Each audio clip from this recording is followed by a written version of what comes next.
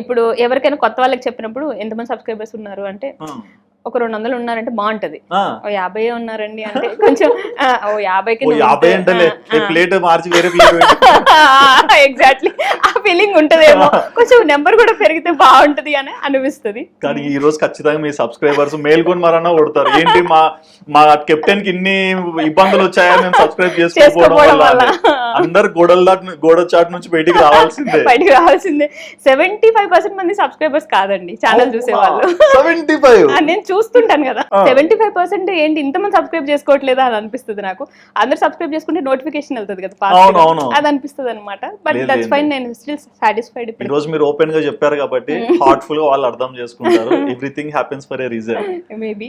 Okay, మరి end of the day మీ life లో మీరు నేర్చుకున్న ప్రిన్సిపల్స్ ఏంటి? ఎవరికి ఏ హాము తెలిసి కానీ తెలియకుండా కానీ చేయొద్దు.